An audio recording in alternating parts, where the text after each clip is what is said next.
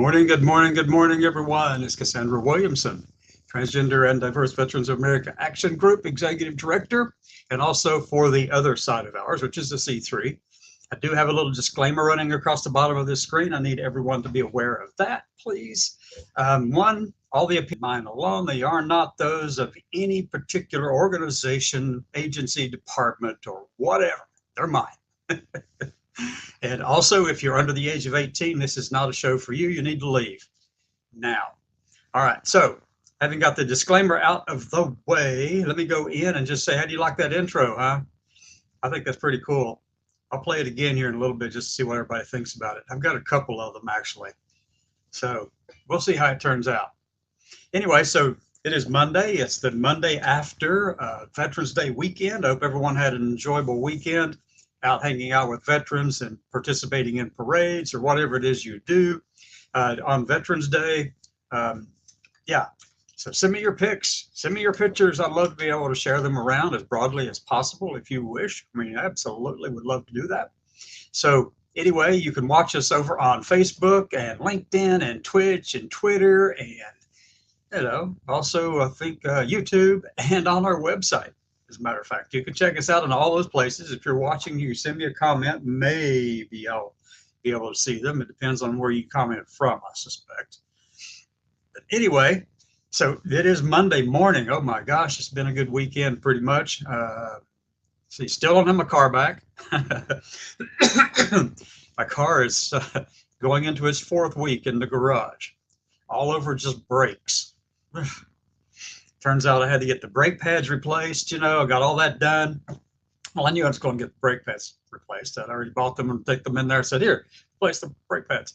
But it turns out they showed me physically showed me that there were some issues with the 2 rear calipers, as well as the drive axle, as well as, there was a little brake line that they had to repair.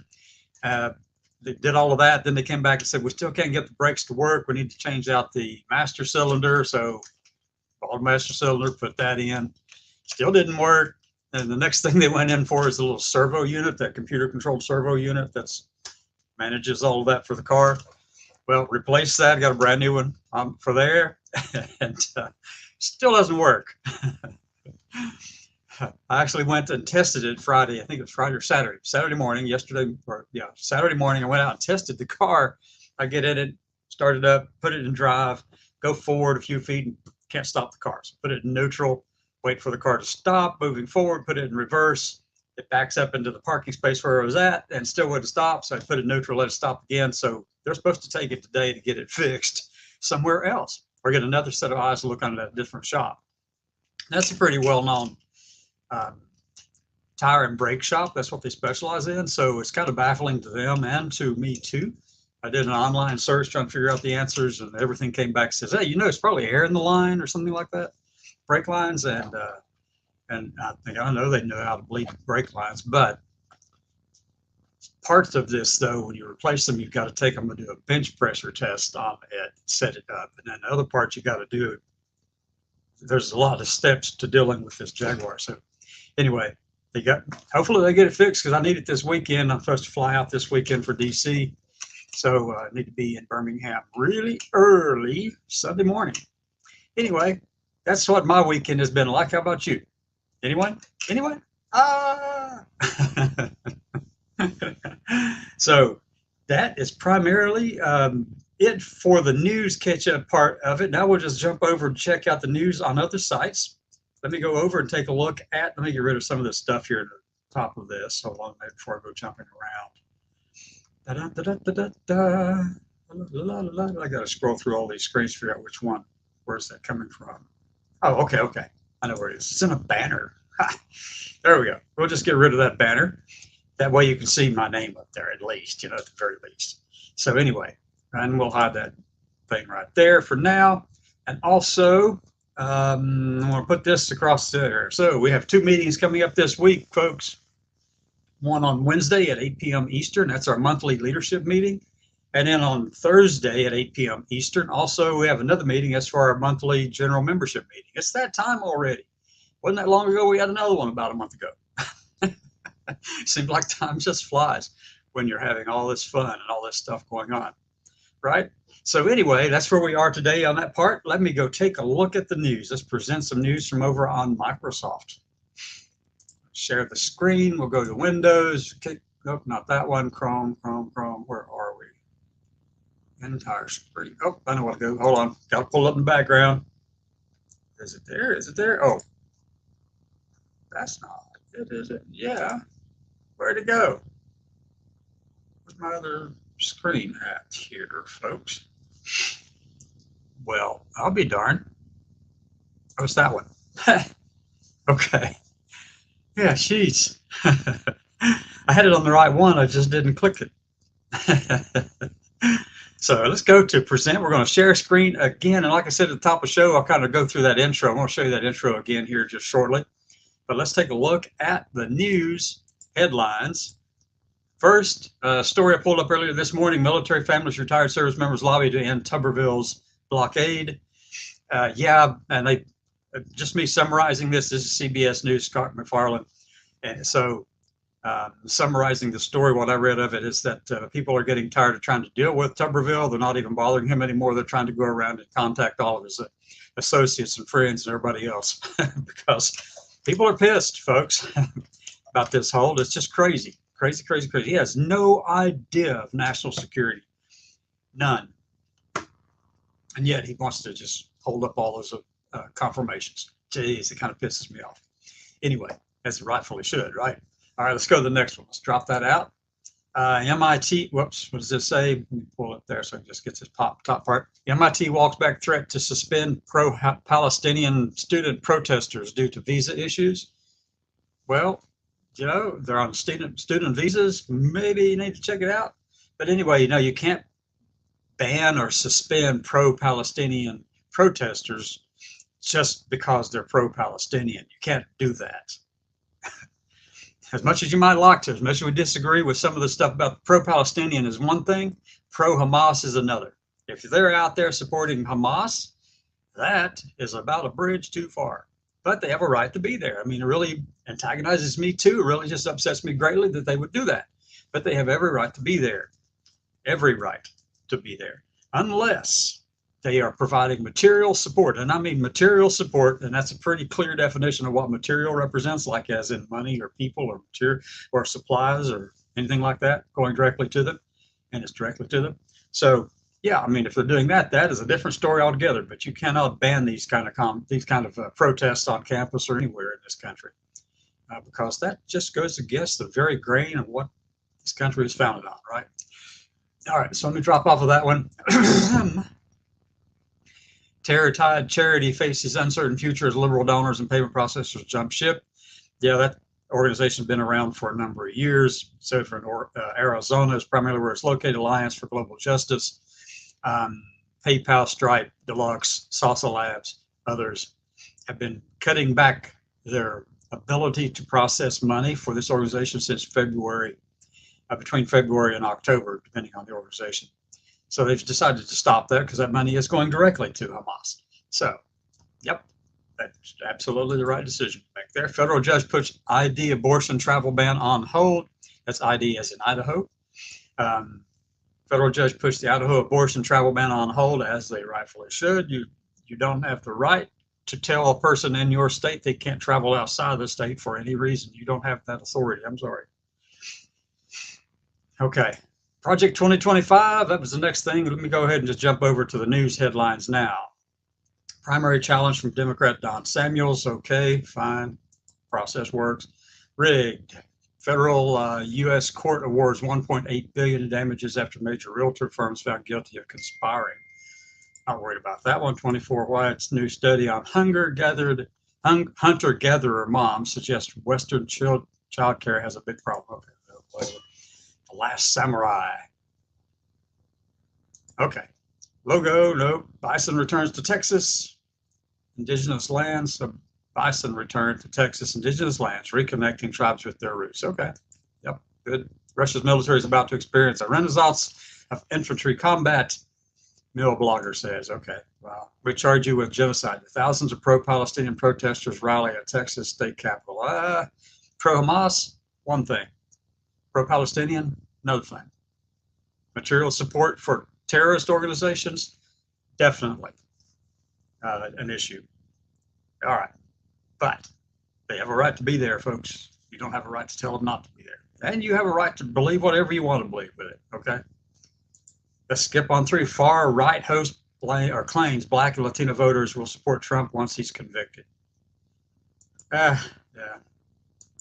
Okay, NFL, not going to worry that. World War II visited North America. Okay. Congressional staffers. Okay, U.S. sending more Patriot defense systems to the Middle East. Yeah, that probably ought to do that. But need to make sure that Ukraine's taken care of too, folks. We're seeing a true explosion of hatred towards Jews. Yes, we're seeing that, and anti-Semitism has been around for thousands and thousands of years, at least 3,000. Yeah, it's not new. We see this. It comes and goes in waves and all kinds of crap, and it's all egged on by certain people who don't like another group of people. Sound familiar? All right. Okay, so I'm going to stop with that one. Now I'm going to stop sharing. We're going to come back to that a little bit later, maybe, if we get a chance to. We'll do that. Let's go back over to my main page. Let's see who's here. Now, let's click on that. Let's see. Let's go to the introduction. I've got two different introductory intro options, okay, I'm looking at doing. And I like them both. They're both basically the same. It's just the wording on here. This is the first one, okay? So let me show this one. Hold on.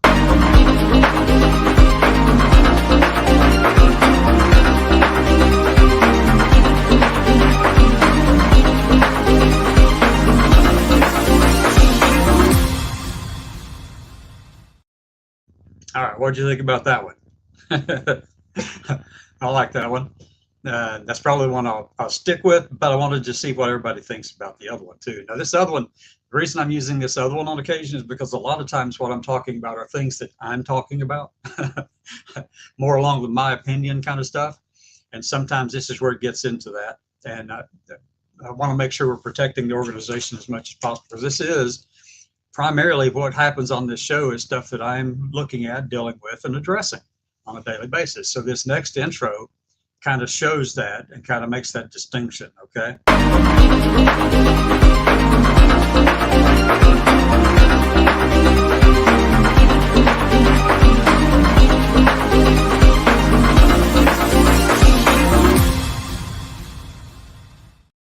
Banner down here too. Hold on a minute. Get rid of the banner.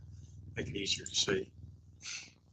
Okay, go back to the brands. So anyway, there are two different options. And one of them is focused on, you know, it's me talking as a transgender veteran, and I know the shock jock kind of stuff, it works. I know how powerful that can be to shove it in somebody's face, because, you know, you have to react to it some way or the other. So that's one of the best values that I could see in using the first one. The first one that has the transgender veteran show, and then my name at the bottom. You got the logo float that kind of floats through on the background. And then the second one's just the Cassandra Williamson show. And then it's got, you know, the transgender logo, the TDVA logo on the background coming through there too. So it's still connected, but it kind of draws a greater separation. And the reason I'm saying it like that is because I've noticed that with the Heritage Foundation, and I use them because they've been doing this for 50 years. So anyway, so they have their own little program, but it's the president of Heritage, Kevin Roberts. And that's the Kevin Roberts Show. And it's hosted by Heritage Foundation, but it's the Kevin Roberts Show. And it draws that distinction basically between, hey, this is his opinions about things. Obviously, that's what this is about. You know, even though Heritage is the one putting it forward. And that's why the other one I like about, you know, the one that has my name on it instead. So I don't know, whichever one, a couple options there. I'm looking at trying to upgrade this show a little bit, take it to the next level, and see how many more people we can get. I love it when people come in and rate us from all kinds of other places. Let me see who's here right now. I don't know where that person is watching at the moment. It doesn't tell me. So, don't really know. So anyway, let's take a look at the back of these other pages. Let's see what we have going on back here now. Let me go back to sharing the screen. I want to go up here. And Windows, no, no, okay. Go back to the Chrome tab. This one, oh yeah, let's go right there. All right, this is a YouTube show that by one of my favorite people at this point out here on YouTube showing stuff, and she encourages people to actually show this and talk about it. So for the next few minutes, I'm going to let her tell you all about the conservative plan to take over the country. And then there's another person also, Karen Friedman Anafillo, I think, out of, she's an attorney out of Long Island. So let me go blow this page up. We're sharing on this one, and we'll play it. Okay, now this is... It does it. That means that it is not illegal. It's a thing called Article 2.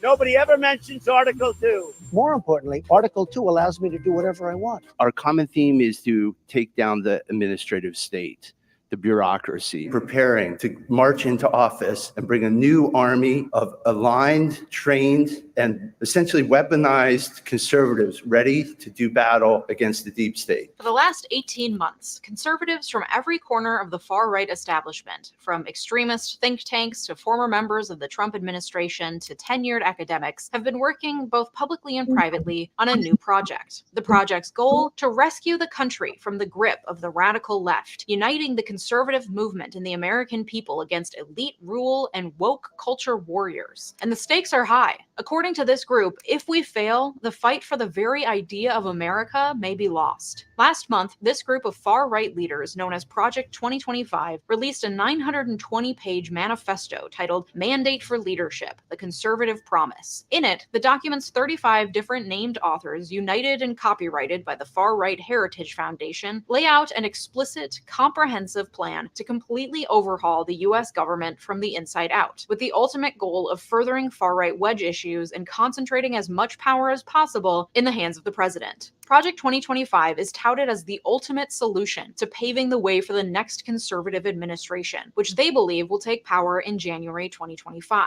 While the entire project mimics the same talking points that Trump has harped on throughout his presidency and current campaign, the leaders of this project make clear that the plan is not dependent on a specific person winning the Republican nomination and ultimately the White House. Instead, it's a blueprint for the next conservative executive, whoever they may be, to push the limits of presidential power so far that they will answer to no one, wreaking havoc on the delicate balance of our three branches of government that have allowed us to function as a democracy for nearly 2.5 centuries. This is the conservative plan to take over the country. Roll the intro.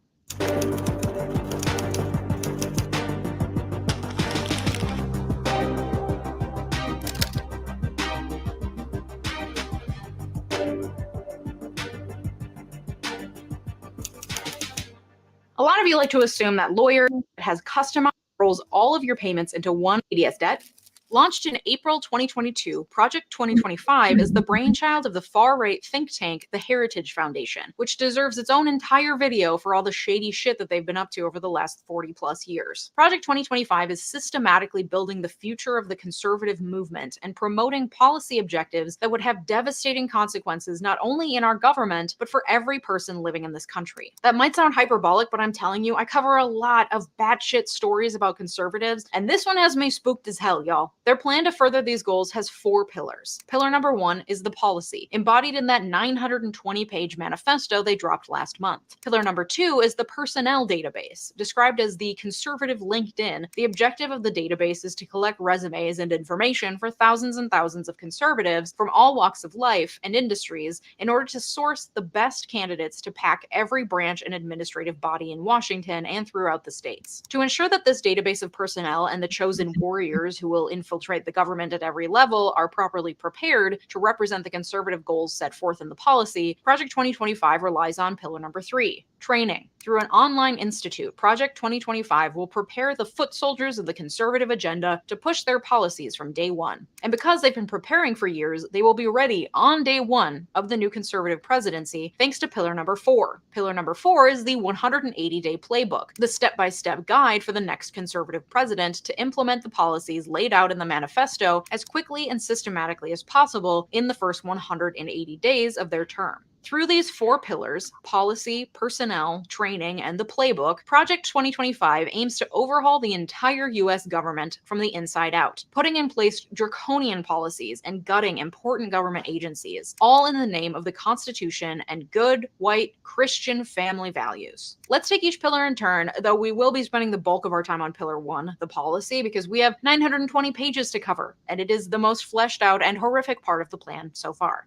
Project 2025 published their 920-page Mandate for Leadership Policy Manifesto as a free PDF on their website. I considered getting a physical copy to be able to wave around for you just to see what it looks like printed, but that would require me to give $35 to the Heritage Foundation, so digital will do. That being said, I did not, unfortunately, read 920 pages of this thing, though I don't think it's a bad idea to do so. I did, however, read the first 50 pages of the PDF, including the list of organizers, authors, the introductory note, and the foreword, to get a good flavor of what's going on. And frankly, entire books could be and have been written on some of the batshit theories and doctrines they rely on just in the introduction alone. So we have plenty to dig into. Plus, the work of journalists who have pored over the manifesto at length will help us in our dizzying tour of the policies laid out in this manifesto. So let's get into it. The policy book is divided into 5 sections. 1, taking the reins of government. 2, the common defense. 3, the general welfare. 4, the economy, and 5, independent regulatory agencies. The note at the beginning of the paper, authored by Project 2025 director Paul Dans, a former Trump official, lays out what's at stake.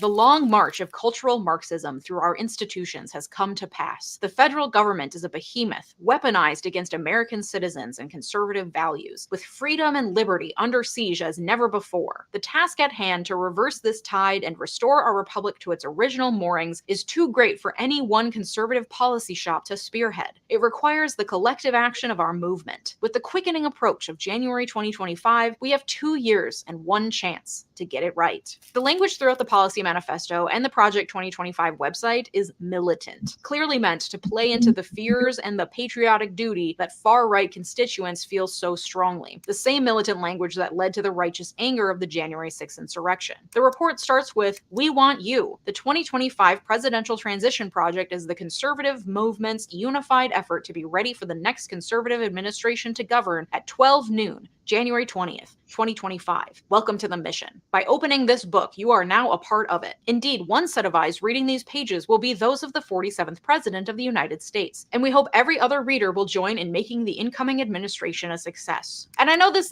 it's not explicitly about Trump, but listen, we all know that man is not reading a 920-page manifesto in the unlikely chance that he does take the White House in January 2025. Get real. But you get the vibe. This is positioned as a mandate, making readers, ostensibly the conservative foot soldiers who'll do their bidding, feel like they're in on a top secret mission, like this is some G.I. Joe mission shit, because the authors know that that is the absolute conservative wet dream and they're playing into it.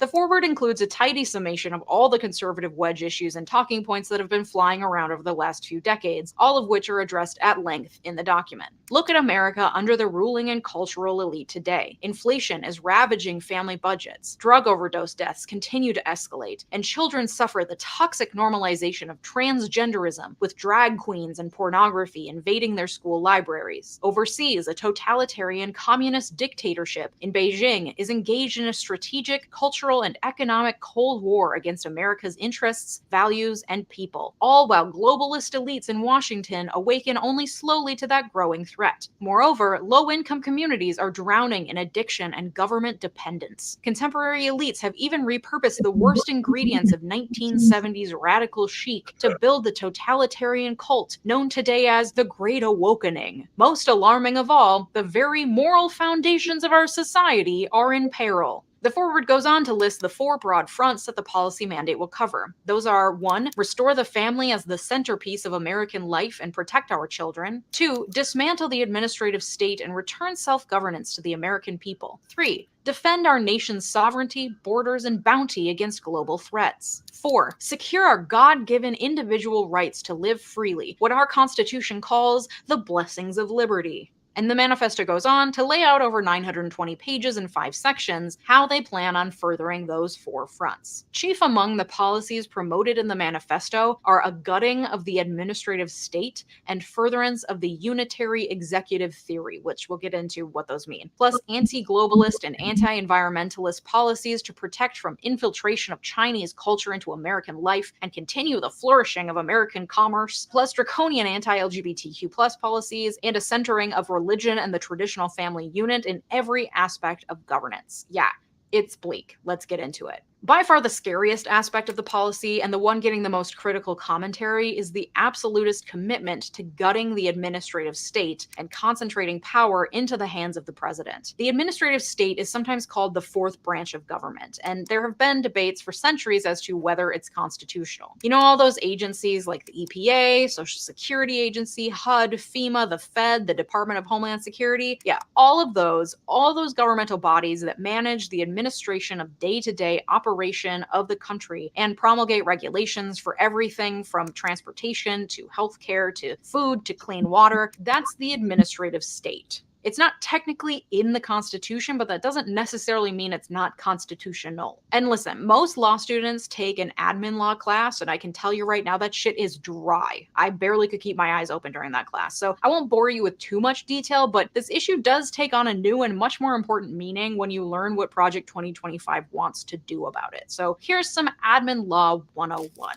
Admin law governs the structure, decision processes, and behavior of administrative agencies. Those agencies are created by statute, executive order, or by state constitutions. Admin agencies are also referred to as commissions, boards, authorities, bureaus, offices, departments, divisions, etc. They're created by executive order, meaning when the president says so, or by Congress. Say Congress passes a law saying something is illegal. In that same law, they might say, we also create this new agency, and this agency is tasked with overseeing and implementing this law. For example, the Federal Food and Drug Administration was created by the Pure Food and Drugs Act of 1906 to oversee the implementation of that law. The main functions of administrative agencies are to investigate, make rules, and adjudicate. That's why there's administrative law courts. They're not state or federal courts, they're separate, less formal courts where agencies can conduct hearings and enforce the regulations that they write and promote. Those admin law rulings can be appealed up to state and federal courts, but most of the day-to-day workings of administrative agencies happen within the agencies and their courts. That doesn't mean, however, that there is zero oversight of these agencies. Like I said, rulings in the admin law courts can be appealed to state and federal courts. Congress can pass laws like the Administrative Procedure Act to rein in administrative agencies, and Congress also still controls the purse strings. The first federal admin agency was the State Department, created in 1789 when Congress was still chock-a-block full of original framers of the Constitution, I might add, which does back up claims that the administrative bodies are implied in the Constitution. The idea behind creating these agencies, instead of having Congress or the president alone in charge of implementing the laws, because it turns out it takes a lot of work to run a country, and agencies are in charge of creating a lot of regulations. Further, agencies are staffed by subject matter experts, at least in theory. So, for example, the people in the EPA have spent their careers learning about environmental policy and regulation and are therefore much better positioned to implement a law than the lone president or congresspeople. And the Supreme Court has repeatedly upheld the constitutionality of administrative agencies and tends to give a lot of deference to their decisions because they are the subject matter experts. While Congress often creates the agencies, most of them technically fall under the purview of the executive branch, of which the president is the head, because the Constitution vests the power to faithfully execute the laws of the country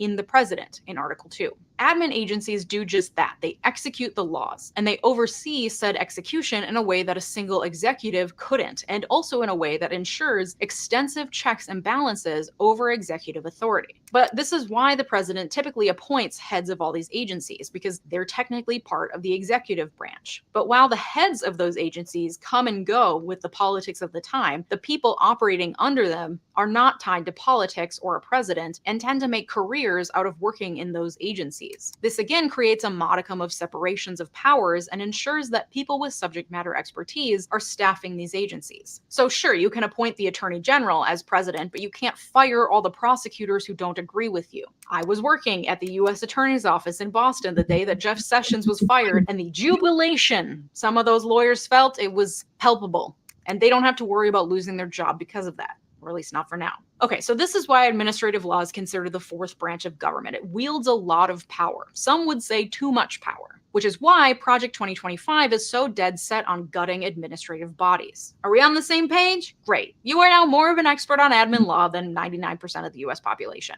The foreword in Project 2025's policy manifesto lays out their objections to the current state of affairs. Congress passes intentionally vague laws that delegate decision-making over a given issue to a federal agency. That agency's bureaucrats, not just unelected but seemingly unfireable, then leap at the chance to fill the vacuum created by Congress's preening cowardice. The federal government is growing larger and less constitutionally accountable, even to the president, every year. Okay, so they're saying there's too many bureaucrats and the president doesn't have enough power. It continues. The conservative promise lays out how to fire supposedly unfireable federal bureaucrats, how to shutter wasteful and corrupt bureaus and offices, how to muzzle woke propaganda at every level of government, how to restore the American people's constitutional authority over the administrative state, and how to save untold taxpayer dollars in the process. So they're basically Ron Swansoning the government, attempting to put people in places of power to dismantle federal agencies from the inside. Except it's not a fun joke about a lovable libertarian with a mustache. It has far-reaching consequences that are made all the more dire when you learn about the unitary executive theory, the theory upon which many of the Project 2025 recommendations rely.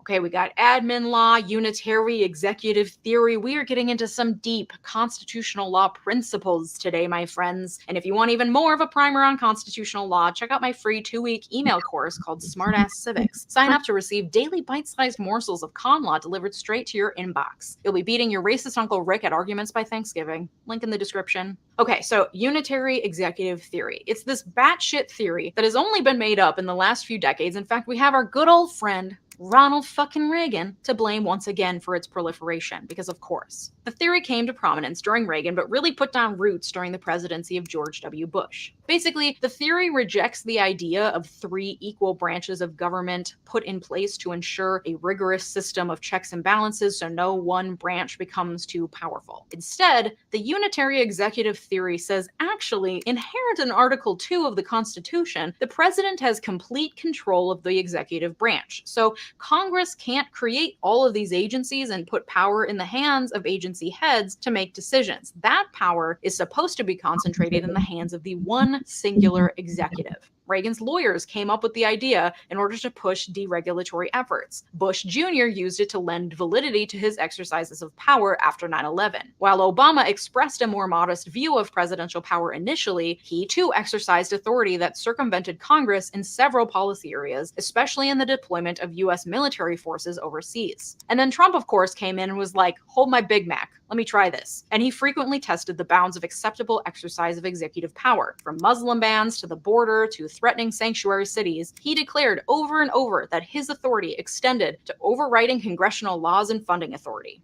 As one judge stated in response to Trump's threats against sanctuary cities, the separation of powers acts as a check on tyranny and the concentration of power. If the executive branch can determine policy and then use the power of the purse to mandate compliance with that policy by the state and local governments, all without authorization or even acquiescence of elected legislators, that check against tyranny is forsaken.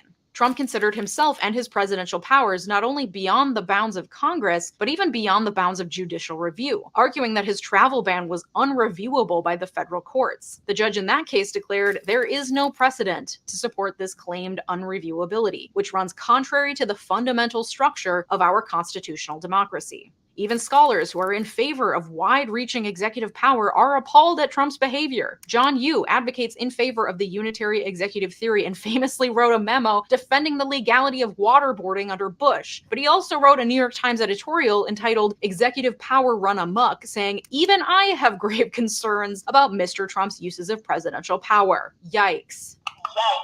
But it appears that Project 2025 is supporting the idea that the president should constitutionally be entitled to vast levels of control over all administrative agencies, what they do, and who runs and staffs them from the top down, and Congress should have no ability to check that executive authority. Many constitutional law scholars argue that this is beyond the bounds of the Constitution, no matter how you look at it. But the first administration of Donald Trump, whether or not there's a second, has already done the damage. As Jeffrey Crouch writes in his 2020 book on the unitary executive theory, yes, there are entire books about this, once precedents have been established for presidents to exercise expansive presidential powers with little pushback, future chief executives will be less likely to feel responsible for dialing them back. And Project 2025 is betting on just that, with its expansive overhaul of every administrative agency in the country. If he does get back in the White House, Trump has made clear that he'll finish what he started, declaring he will find and remove the radicals who have infiltrated the Federal Department of Education, and promising to demolish the deep state. We will expel the warmongers from our government. We will drive out the globalists. We will cast out the communists, Marxists, and fascists. And we will throw off the sick political class that hates our country.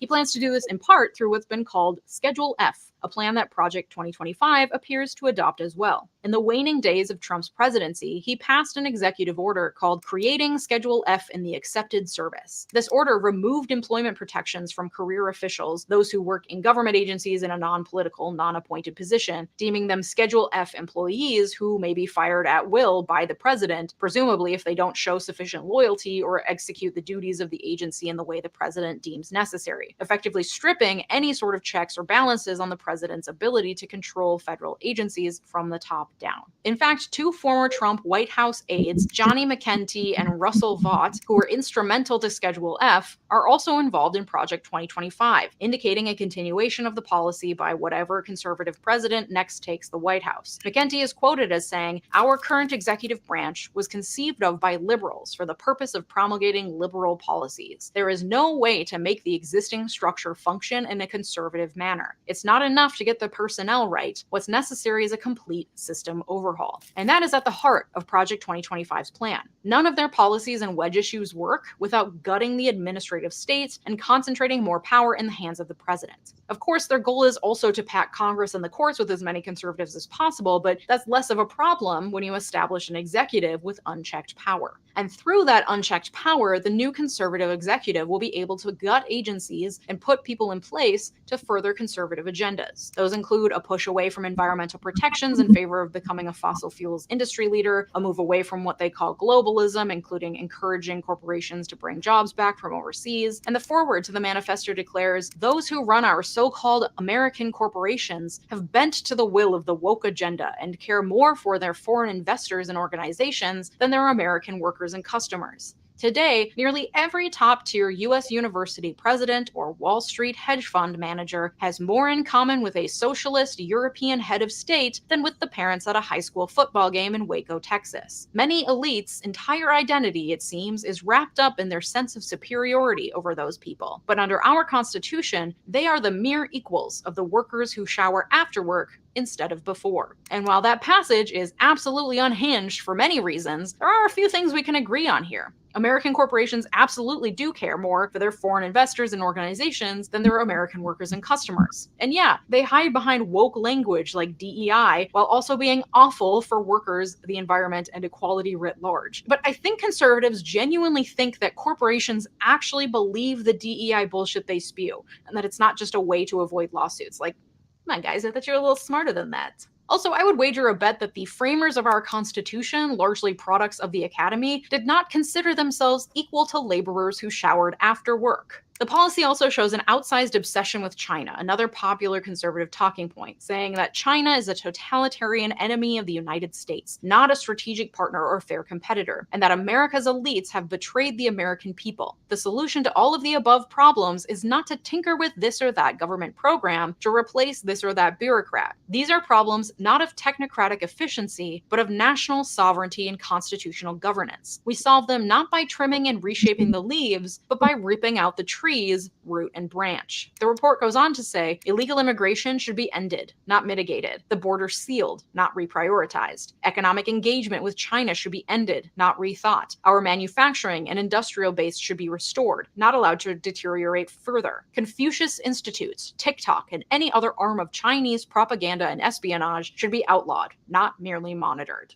Another area of grave concern for Project 2025 is the proliferation of LGBTQ ideas and transgenderism, suggesting draconian measures that many critics are saying would effectively criminalize LGBTQ expression. As the foreword to the manifesto says, the next conservative president must make the institutions of American civil society hard targets for woke culture warriors. This starts with deleting the terms sexual orientation and gender identity, diversity, equity, and inclusion, gender equality, gender equity, gender awareness, gender sensitive, abortion, reproductive health, reproductive rights, and any other term used to deprive Americans of their First Amendment rights out of every federal rule, agency regulation, contract, grant, regulation, and piece of legislation that exists. It goes on to say, pornography manifested today in the omnipresent propagation of transgender ideology and sexualization of children has no claim to First Amendment protection. Its purveyors are child predators and misogynistic exploiters of women. Their product is as addictive as any illicit drug and as psychologically destructive as any crime. Pornography should be outlawed.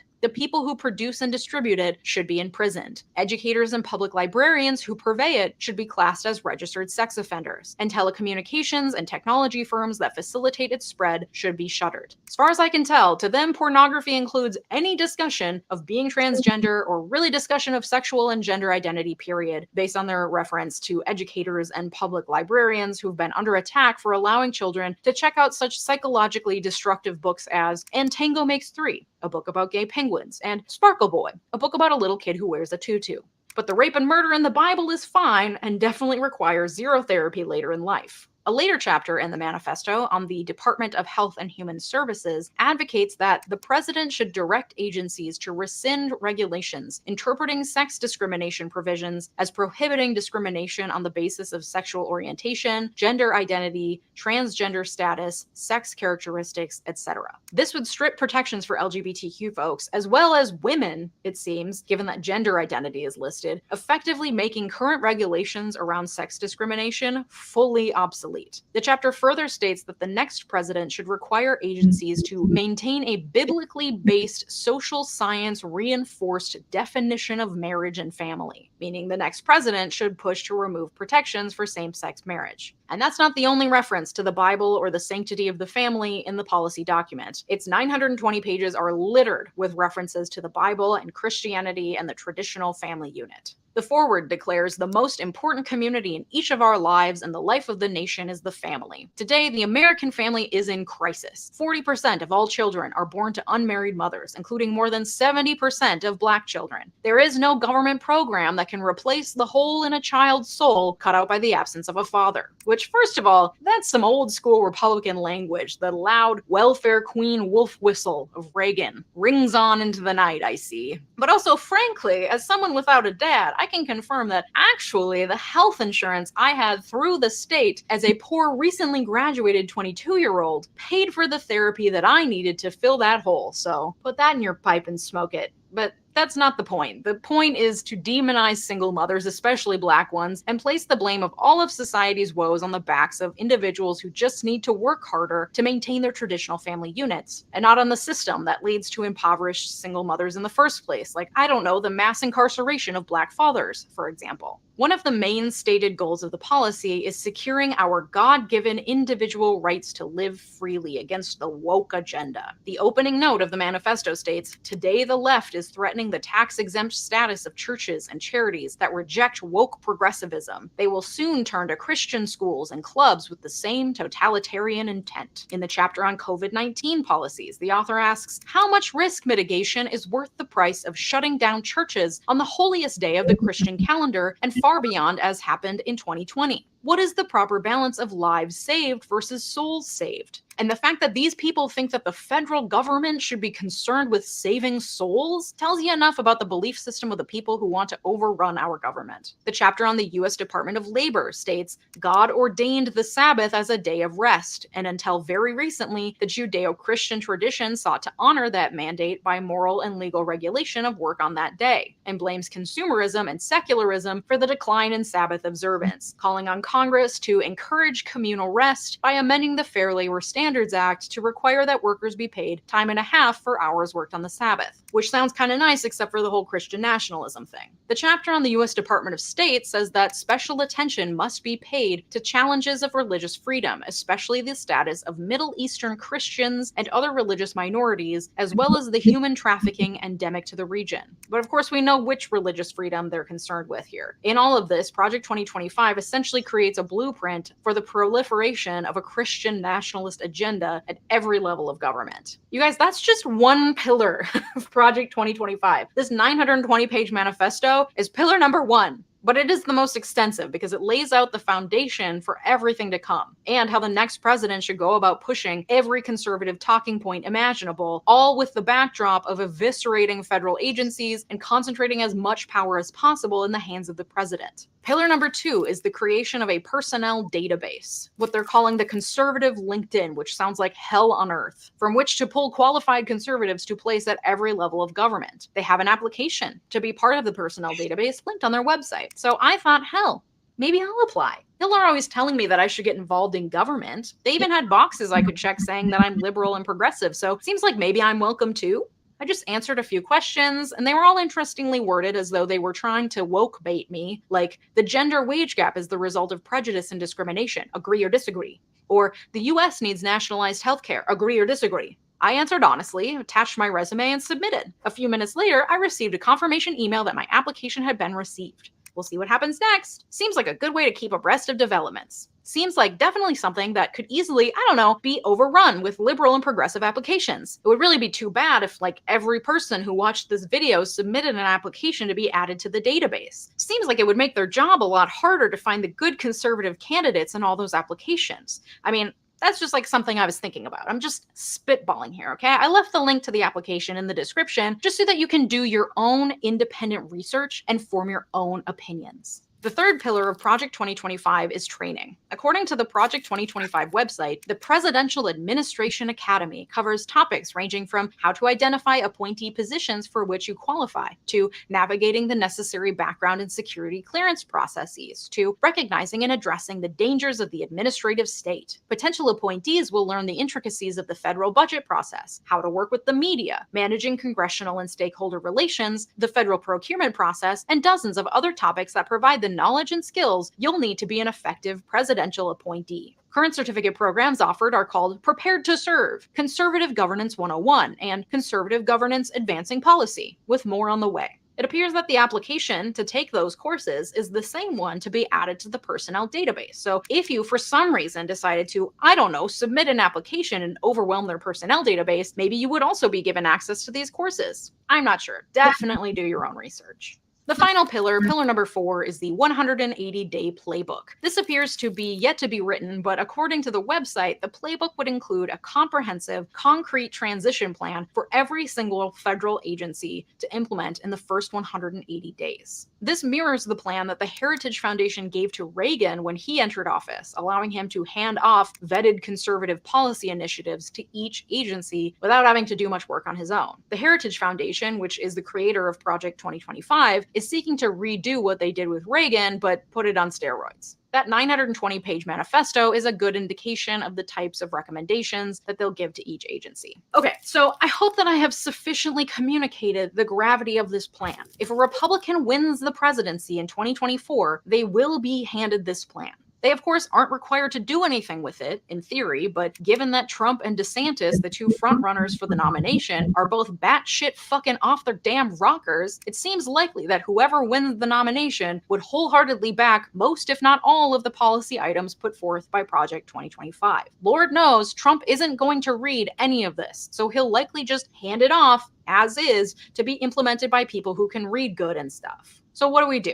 We make extra damn fucking sure that the Republican doesn't win the election in 2024. This is an all hands on deck situation, my friends. Do I want Biden? No, but he is once again the best choice that we have. You also need to vote in Democratic senators and representatives as well. You need to bring your roommates and your partners and your family members and make sure that they vote. You need to call them ahead of time and be like, hi, what's your plan for voting? You need to be thinking about this early and often. You need to be just a little bit scared. Not to be fearmongery, but this is genuinely a terrifying prospect for our government that feels really, really imminent. Of course, any of these unilateral actions that a Republican president could theoretically take could then also be challenged in courts, but he's packed the courts, including the Supreme Court. And the result of attempting to implement all of these new policies in the first 180 days would be sheer chaos. John F. Kelly, Trump's literal chief of staff, has said it would be chaotic. It just simply would be chaotic because he'd continually be trying to exceed his authority, but the sycophants would go along with it. It would be a nonstop gunfight with the Congress and the courts. Even if the theoretical Republican president couldn't get through all of these policy proposals, it would still create a level of chaos that could further undermine trust in the government as a whole. The good news, if you could call it that, is that Project 2025 is radical. It does not comport with how the majority of Americans feel. 71% of Americans support same-sex marriage. 85% of Americans believe abortion should be legal under at least certain circumstances, and only 13%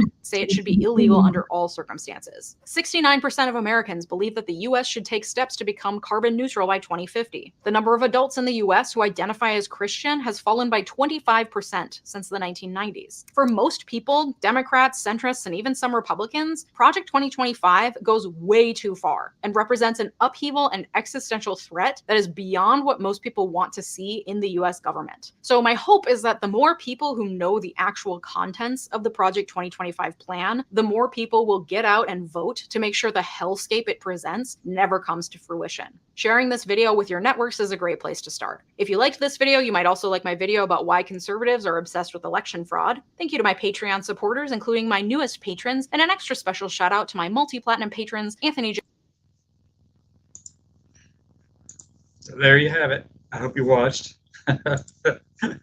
Yeah, it's a great show. Yeah, thank you, Teresa. Appreciate it. So with that, I will call it a day, and let me just replay just once again the two different intros I've got for this show and get some comment and feedback on them. What do you think? Here we go. Let me play them really quickly. Here's the first one. And let me find it. Where did I put it? Where did I put it? Background. Oh, here's the first one.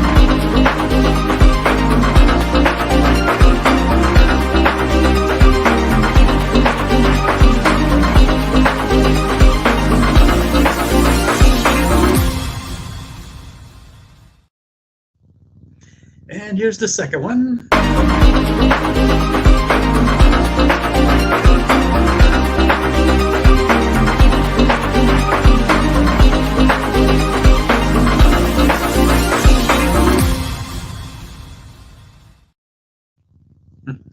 With that, have a great day. See you at 6 this evening. Bye-bye.